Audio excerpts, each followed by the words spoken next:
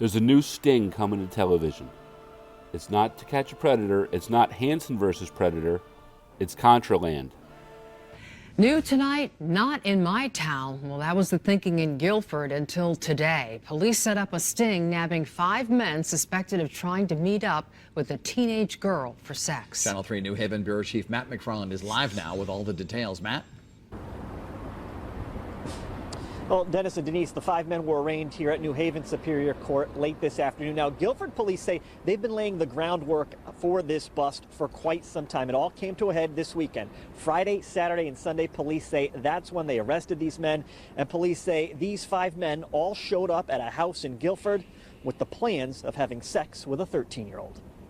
You live in this sort of like bubble kind of here in in Guilford, and you just don't realize those things happen or could happen here, or you think that you're sort of sheltered from it. But Guilford police say these 5 men came into their town thinking they were going to have sex with a 39-year-old woman and her 13-year-old stepdaughter. They came to a home, again, understanding that they were going to meet a woman and her stepdaughter, and the woman was providing this daughter for them. So this is some next level perversion. But there was never a woman or a teen. Rather, police say investigators posed as the fictional characters, with the men making contact with them through various social media apps. The reason we're doing this is multifold, obviously. Number one, we want to raise awareness for parents, educators, anybody that's in contact with children, to make sure that they understand the dangers of the internet.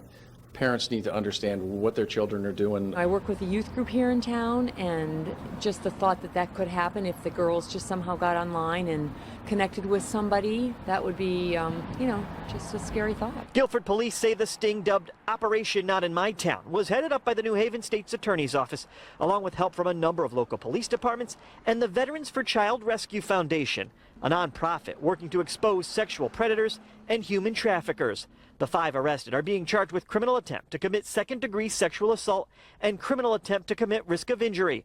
Police say one of the 5 came all the way from Boston, and we've learned another is a father of 2 young kids. It's not just the creepy guy in the basement.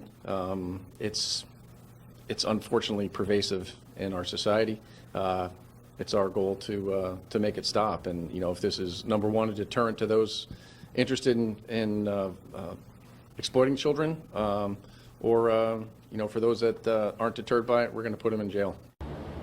Now, as a follow-up to this sting operation, the Guilford Police Department says they want to raise awareness and educate the folks in their community. So they say they will be holding a number of internet safety seminars with some police officers and professionals trained in this. So they want to do that in the next coming weeks to get the word out. We're live with the Mobile Newsroom in New Haven. Matt McFarland, Channel 3 Eyewitness News. The sting took place in Guilford, Connecticut over the weekend, January 12th through the 14th, for a documentary called Contraland, made by former Navy SEAL Craig Sawyer. 5 new predators were arrested, so let's get to know them here. The first guy was Sergio Bornadaro. I don't know too much about him. He came down from Boston, which is a couple-hour drive, and he seems to be from Italy. I don't know if he lives here or if he was just over visiting, but as soon as we find out, we'll do an update to this video. Next, we have Robert Priest. He's a 30-year-old guy. Again, like Sergio, we don't know a whole lot about him. However, there's some sweet footage up on Contraland's Facebook page, some behind-the-scenes footage of the sting.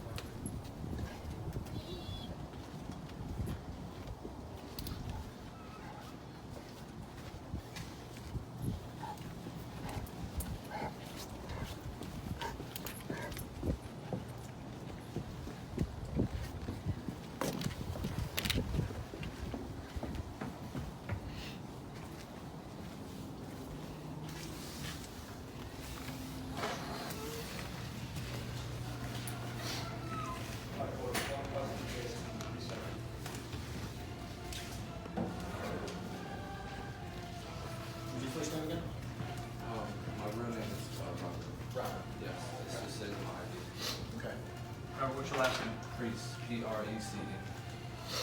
What's your address, Robert? Next, we got Greg Diaz. He's a 24-year-old guy from Connecticut who is a warehouse worker at Rite Aid Pharmacy. he hasn't been able to update his Facebook page since his arrest. So that's open if anybody wants to look at it. He's got a little animal there as his avatar. So hopefully he's a furry. Furries are fun to make fun of. There's also some good behind-the-scenes footage of his arrest too on Contraland's Facebook page. So make sure you go to their page and like it, and you'll get the updates on your page. Aw, Greg with the kitty cat. It's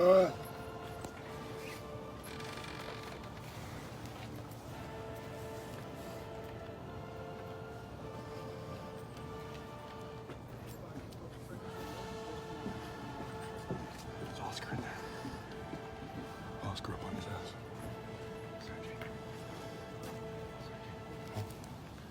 Yes, he is. He's right here at the door.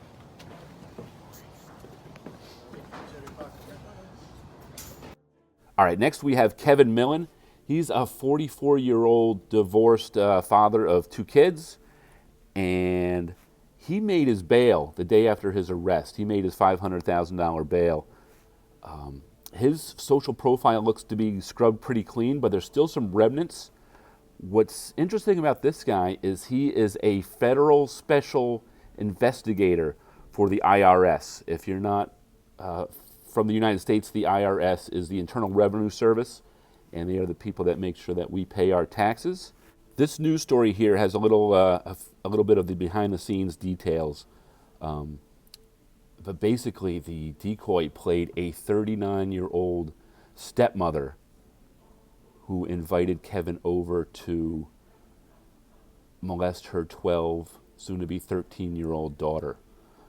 So this isn't the standard, thing we're used to from To Catch a Predator, where the Jeff Stacy type comes over because he can't get laid anywhere. Here was a guy that has a successful career in the IRS as a special investigator, and not only is coming to meet a 12-year-old, but made a deal with the girl's stepmother. How fucking gross is that?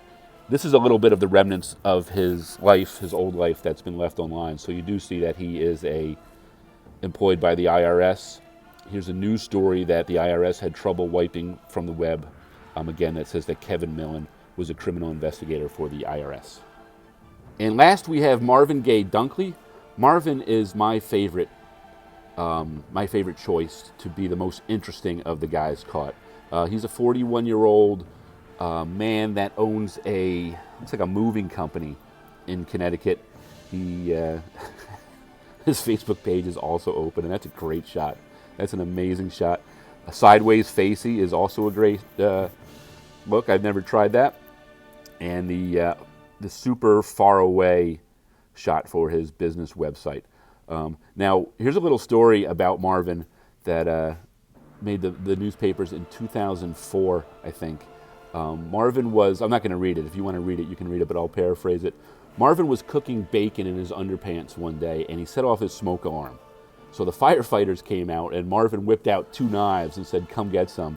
So the firefighters backed out and called the police, and the police showed up and sat outside of his apartment door while Marvin sat on the couch in his underpants naked, holding 2 knives and saying, "It's either going to be you or me, boys. One of us is going to die."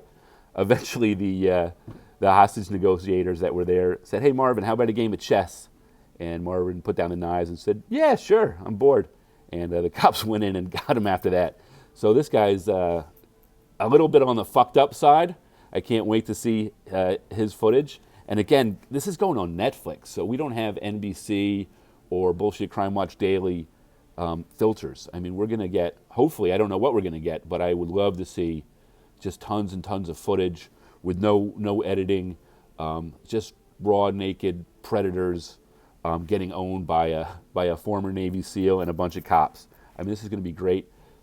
This will be out sometime in 2018. I don't have details on exactly when, but sign up for their Facebook page. Make sure you like Contraland's Facebook page, or Veterans for Child Rescue is the group that's behind, Craig Sawyer's group that's behind Contraland and behind these stings, and you'll get updates as soon as everybody else. All right, guys, thanks for watching, and I'll give you updates as soon as I get them.